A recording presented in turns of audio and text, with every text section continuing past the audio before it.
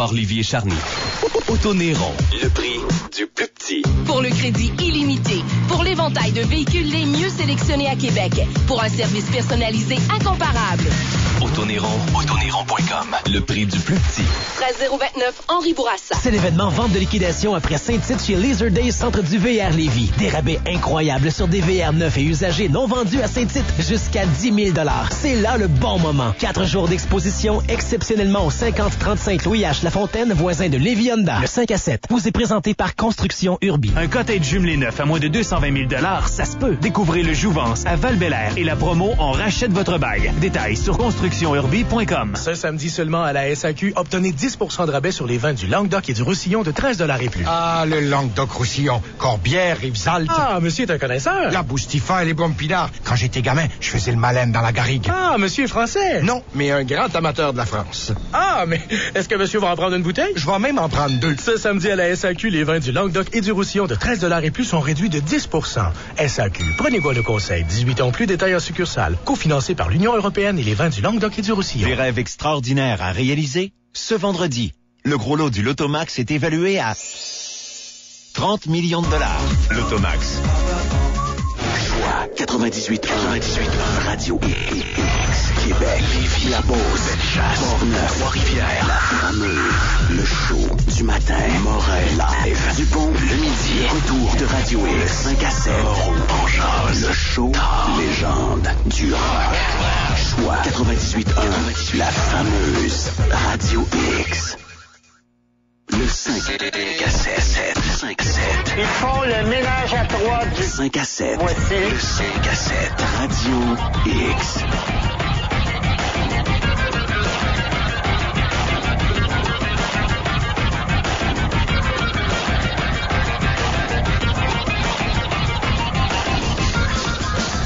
Hey! Ils l'ont-tu l'affaire, les Américains? Moi, je vais en Floride, si c'est là qu'il m'attend. Ici Amir Kadir. Qu'est-ce qui va arriver au Canadian Tire? On ne peut pas continuer comme on l'a fait depuis trop longtemps. Ils l'ont-tu l'affaire, les Américains? Moi, je vais en Floride, si c'est là qu'il m'attend.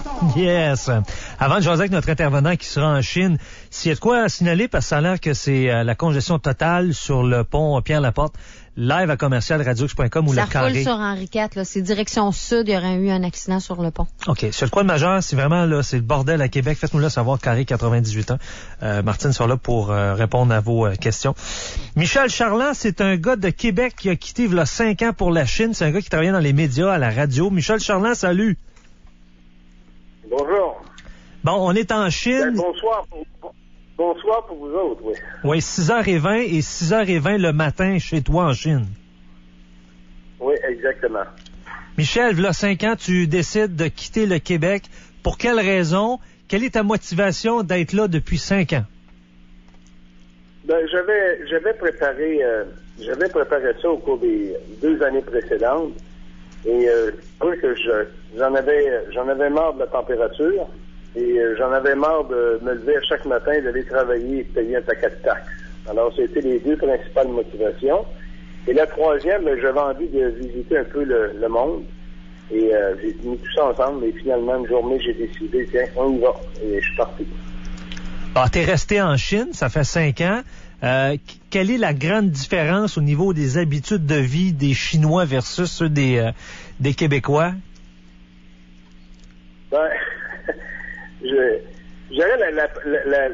La différence, c'est que le matin, quand ils déjeunent avec du gâteau. Ça fait partie de leur habitude, le dessert? Oui, ça fait partie de leur habitude. Les gens déjeunent avec du gâteau. Mais la grande différence, c'est dans les habitudes de vie ici, c'est que les gens n'ont pas le choix. Ils travaillent énormément. Ils travaillent beaucoup. Il n'y a pas de samedi, il n'y a pas de dimanche ici. C'est 7 jours, ça travaille. Donc, les gens qui ont un emploi vont travailler au-dessus de 60 heures semaine pour, je veux dire, pour des peanuts, parce que le salaire moyen ici est d'environ de 500 $ par mois. 500 $ par mois, salaire moyen. Donc, on s'entend autour de 12, 13, 14 000 par année. À peu près. Ben, c'est moins que ça. C'est moins que ça. C'est moins que ça, c'est 6 000 par année. 6 à 5 000 $ par année. 500 par mois, c'est 6 000. C'est 6 000, bon. À ce moment-là, à 6 000 $, est-ce que tu as moyen de te payer une maison? Est-ce que tu as moyen de rouler en automobile? Ben, ça dépend des endroits. Où je demeure ici à Guangzhou, c'est une ville moderne. C'est la troisième plus grosse ville après Shanghai et Beijing, ou Pékin. Il y a des secteurs, c'est impossible parce que le prix des maisons ou des appartements, parce que ici c'est plus des appartements que des maisons, le prix des appartements est à peu près similaire à ce qu'on trouve à Montréal. Par contre, il y a des quartiers qui sont très pauvres, donc des gens qui n'ont pas d'argent vont aller vivre là. Mais ce qui est arrivé dans les dernières années, ce qui se produit encore, c'est un exode vers l'extérieur, vers la banlieue, où les maisons ou les appartements coûtent beaucoup moins cher.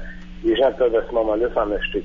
Alors, ce qui arrive, c'est que les nouveaux buildings ici, ce sont des gens qui achètent, qui sont en moyen, qui achètent et qui louent ces buildings-là, ou qui louent les appartements, pour environ, je vais vous dire, environ 500 $ par mois, 600 $ par mois.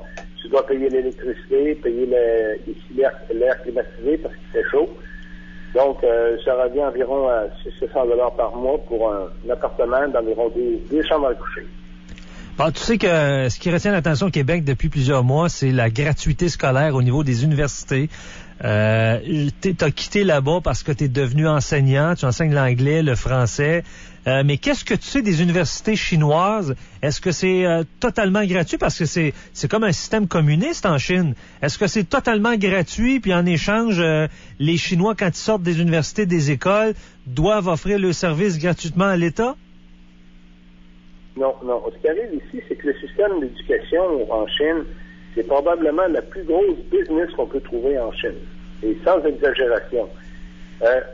Les écoles privées en Chine, c'est partout, c'est plein, parce que les écoles privées où les étudiants ne paient pas, les étudiants doivent être bons. Il y a tellement de monde en Chine, c'est impossible d'envoyer tout le monde là.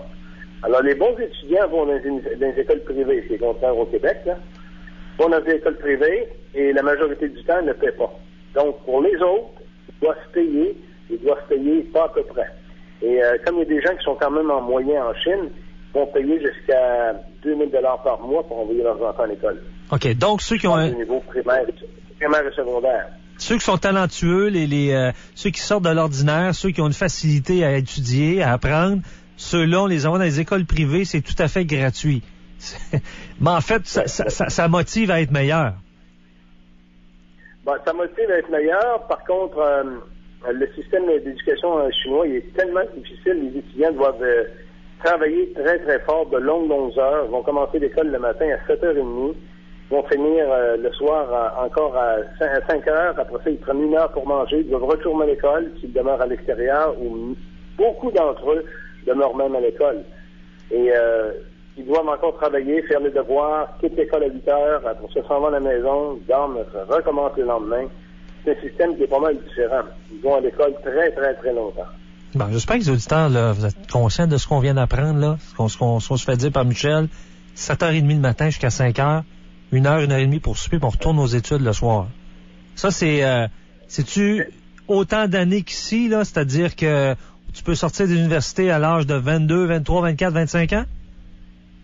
Oui, c'est la même chose. Et quant aux universités, ceux qui doivent payer, ça leur coûte pas loin d'un 1 000 $ par mois, là. Parle-nous du système, oui. Michel, il nous reste à peu près 2 minutes. Le système santé. Je suis curieux de savoir. Est-ce qu'on attend des 12-13 heures aussi en Chine, ou on attend 2 jours, ou on attend 2 heures, ou ça ressemble à quoi? Je n'ai jamais attendu plus qu'1h30 quand je suis allé dans un hôpital, et je suis allé quelques fois. Mais en Chine, c'est que tu paies quand tu vas à l'hôpital. Donc, quand tu arrives, tu vas au comptoir, tu payes 1 $ pour avoir ton droit d'admission. Après ça, il te dirige vers la spécialité de ton choix, là, où tu vas aller, et ton nom est sur un tableau, et là, t'attends.